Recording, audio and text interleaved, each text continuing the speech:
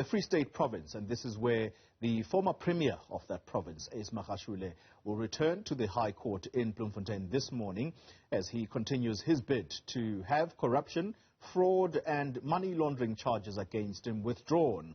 He insists that the state has a Trojan horse case against him. Senior reporter Tumaole Mohlaoli closely following proceedings at that court, and you were there throughout the day yesterday. Tumaole, first take us inside the court. What were the salient points argued there?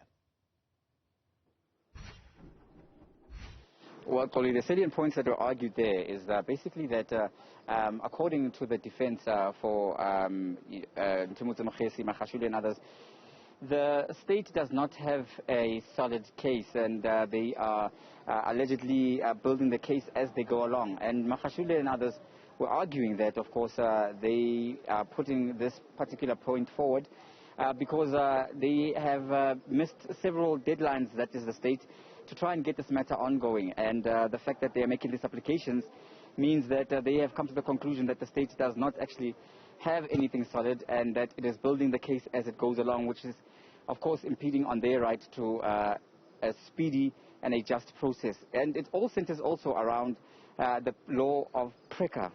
Now, what PRECA is exactly, I'm going to ask an expert in court matters, Karyn Maughan, who joins me now. What is at the heart of the motion on PRECA? So PRECA is the Prevention and Combating of Corruption of Corrupt Activities Act, okay? And essentially under PRECA, officials who are implicated in corruption under the prescripts of that legislation can only be charged once a formal authorization is sought from the NDPP, which is Shamila Batoy, authorities within the NPA. And they need, as an official, to be given an opportunity to respond to the allegations against them and possibly explain why they were potentially involved in financial activities that appear suspicious. So Tabani Zulu, who's one of the implicated officials in the asbestos scam case, yesterday argued through his counsel that he was not given that opportunity. Ace Magashule's counsel, Lawrence Hodes, is expected to again raise this argument about PRECA when Ace Magashule mounts his multi-pronged challenge to the state's case against him this morning. Right, and at the challenge of that case is that he feels that there is no case, and he still contends that even the fact that his former PA is now being subpoenaed to come and give testimony means that there was nothing that she could have, given the state that would help in their prosecution. Well, essentially what happened with her Moradi Chiloto was she'd given evidence at the state capture inquiry in relation to certain emails that she'd sent to various individuals, including the late Ingo Pambeni, who of course is one of the officials, who was one of the businessmen involved with Edwin Sodi, the Blackhead Consulting Consortium that got this asbestos audit tender for 230 million rand. And, it's the state's case that essentially Ace Magashule was implicated in the corruption that led to work, ultimately about 21 million rands worth of work being done with a 230 million rand price tag, and then all this money getting funneled to certain individuals, officials like Zulu, according to the state, and various high-placed ANC officials.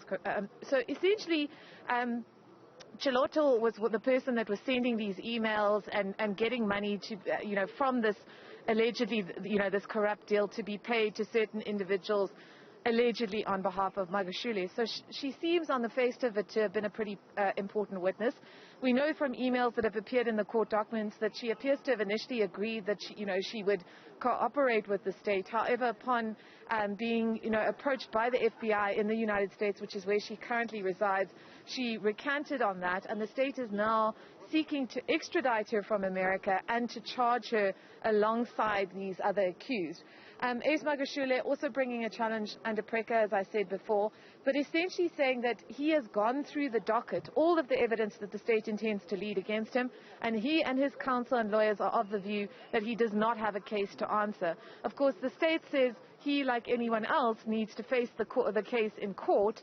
And they've also very much disputed the arguments made by Tabani Zulu, and others yesterday, that essentially because the case against them was emanated in some parts from the state capture inquiry, somehow it was shaky. They're saying that's simply not a tenable argument, and that any self-incriminating evidence that can come before them in a criminal trial can be objected to in that criminal trial. All right. No, thank you very much, Karyn. That was Karyn Maughan, and she's just outlining exactly what the merits of what will be argued in court today will be all about. And these are just some of the main merits as we see the trials essentially within the trial, and as Magashule and others try to make an argument that the criminal case against them should be thrown out of court. So with that, it's back to you in the studio, Colin.